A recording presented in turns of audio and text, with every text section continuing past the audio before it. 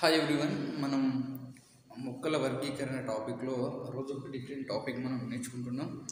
అయితే మొక్కల వర్గీకరణలో పుష్పించని మొక్కలు క్రిప్టోగామి, పుష్పించే మొక్కలు ఫైనెరోగామి. పుష్పించని మొక్కల్లో తాలోఫైటా, బ్రయోఫైటా, టెరిడోఫైటా. తాలోఫైటాలో శైవలాలు, శిలీంధ్రాలు. అదేవిధంగా బ్రయోఫైటా, టెరిడోఫైటా అయిపోయింది. పుష్పించని మొక్కలు అయిపోయింది. పుష్పించని మొక్కల్లో తాలోఫైటా, బ్రయోఫైటా, టెరిడోఫైటా. తాలోఫైటాలో శైవలాలు, శిలీంధ్రాలు. బ్రయోఫైటా, టెరిడోఫైటా ఇవన్నీ కూడా పుష్పించని మొక్కలు, క్రిప్టోగామి. ఫైనెరోగామిలో పుష్పించే మొక్కల్లో వివృత బీజాలు అయిపోయింది గత వీడియోలో. ఈరోజు ఆవృత బీజాలు అంటే వివృత బీజాలు. జిమ్నోస్పర్మ్స్ అంటే ఏంటంటే విత్తనానికి కరకవచం లేకుండా నగ్నంగా ఉండడం. ఇక్కడ ఆవృత బీజాల్లో విత్తనం మనకు ఫ్రూట్ చుట్టూ మనకు కరకవచం అనేది ఉండడం ఒక ఆవృత బీజాల మొక్క యొక్క లక్షణం. విత్తనం చుట్టి కరకవచం. పిండాన్ని ఏర్పరిచి నాలిక కణజాలయుతమై ఫలాలను ఏర్పరిచే పుష్పించే మొక్కలనే ఆవృత బీజాలు అంటారు. మనకు వివృత బీజాలలో ప్రత్యక్ష పరాగ సంపర్కం జరిగితే ఇక్కడ పరోక్ష పరాగ సంపర్కం జరుగుతుంది. ఫర్ ఎగ్జాంపుల్ హానీ బీస్ కానివ్వండి, లేకపోతే ఇన్సెక్ట్స్ అవి వాటిని తీసుకురావడం వల్ల అట్లా జరుగుతుంది. ఇది పరోక్ష పరాగ సంపర్కం. వివృత బీజాలలో అంకురచ్చదం ఏకస్థితికమైతే ఆవృత బీజాలలో త్రయస్థితికంగా ఉంటుంది. అదేవిధంగా ఇవి మెయిన్గా చూసినట్లయితే ఇవి బాగా అభివృద్ధి చెందిన మొక్కలన్నీ కూడా ఈ యొక్క పుష్పించే మొక్కలు చాలా అభివృద్ధి చెందిన మొక్కలుగా ప్లాంట్గా ఉన్నాయి. ఇవి ద్విదళ బీజాలు అంటే డైకాట్స్గా, అదేవిధంగా ఏకదళ బీజాలు మోనోకాటిలేజ్గా ఉండడం జరుగుతుంది. ఇది ఆవృత బీజాలకు సంబంధించిన ఇన్ఫర్మేషన్. ఫస్ట్ ఇవి డైకాట్స్, మోనోకాట్స్ యొక్క డిఫరెన్స్ ఏంటో మనం చూసుకుందాం.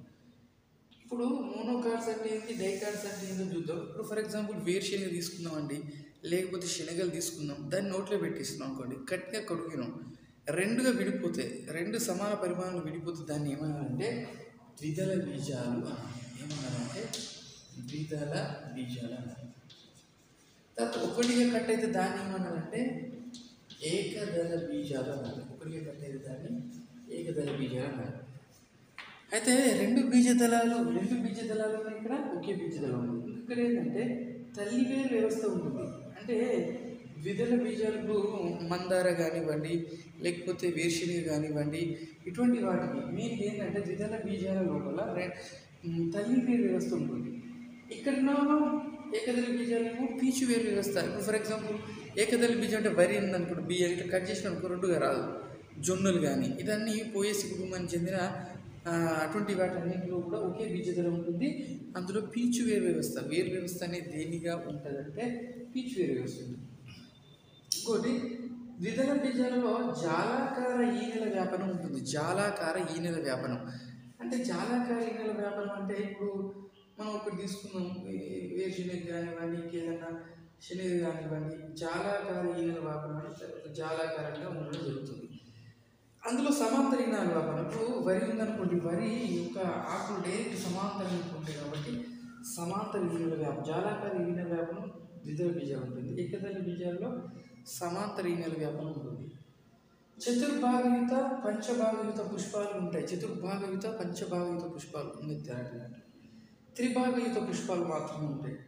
రక్షక కణాలు చిక్కుడు గింజ ఆకారం ఉంటాయి. ఇక్కడ రక్షక కణాలు ముద్గారాకారం లేదా డంబెల్ ఆకృతిలో ఉంటుంది. ఇది మనకు ద్విదళ బీజాలు, ఏకదళ బీజాలకు సంబంధించిన ఇన్ఫర్మేషన్. అంటే ఇందులో రెండు బీజదళాలు ఉంటాయి, ఇందులో ఒక బీజదళం ఉంటుంది.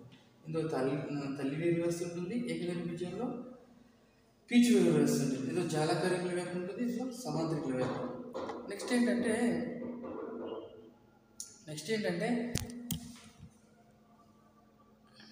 ఏంటంటే ఇక్కడ చతుర్భాగయుత పంచభూత పుష్పాలు ఉంటాయి, త్రిభాగయుత పుష్పాలు ఉంటాయి. రక్షకాకారం చిక్కుడు గింజ ఆకారం ఉంటుంది, ఇది ముగ్ధాకారం ఉంటుంది. ఇది మనకు ఆవృత బీజాలు. మంచి పిండాన్ని ఏర్పరుస్తుంది. నాలికయుతమైన ఫలాంతాల పుష్పించే మొక్కలు, పరోక్ష పరాగ సంపర్కం జరుగుతుంది. అంకురచ త్రయస్థితికం, ద్విదళ బీజాలు, ఏకదళ బీజాల ఇన్ఫర్మేషన్. ఓకే ఎవ్రీవన్, మొత్తం మీద మనం మొక్కల వర్గీకరణలో మొత్తం చూసేసినాం. తాలోఫైటా, పుష్పించిన మొక్కలు తాలోఫైట, బ్రయోఫైట, టెరిడోఫైట. అందులో వివృత బీజాలు, ఆవృత బీజాలు. తాలోఫైటలో మనకు శైవలాలు, శిలీంధ్రాలు. శైవలాలలో క్లోరోఫైసి, ఫియోఫైసి, రోడోఫైసి. శిలీంధ్రాల్లో ఫైకోమెస్టిస్, ఆస్కోమెస్టిస్, బెస్టియోమెస్టిస్, డ్యూట్రోమెస్టిస్. అది అయిపోయిందంటే నెక్స్ట్ ఏంటిది bryophyta, liver birds, horn birds, మాసులు. టెరిడోఫైట చూసినాం. దాని తర్వాత మనం వివృత బీజాల్లో కూడా టైప్ చూసినాం. ఆవృత బీజాల్లో ద్విదళ బీజాలు, ఏకదళ బీజాలు నేర్చుకున్నాం. రిమైనింగ్ టాపిక్ ఏంటంటే మళ్ళీ కొన్ని ఇంపార్టెంట్ పాయింట్స్. శైవలాలు ఏకస్థితిగా, శివలింగాలు ఏకస్థితిగా ఉంటాయి. ద్వయస్థితికంలో మనకు ఆవృత బీజాలు ఉండే ఛాన్స్ ఉన్నాయి. ఆవృత బీజ ముక్కలు ద్వయస్థితిగా ఉంటాయి. ద్వయస్థితిగా ఉండేది ఏంటంటే బ్రయోఫైట. ఏకస్థితిగా ఉండేది అంటే టెరిడోఫైట. ఇవన్నీ మనం very very important topics. Next coming వేరే టాపిక్ నేర్చుకుందాం. Thank you so much. Do like and subscribe my channel KS Ramanachari Ideas. Okay, thank you so much.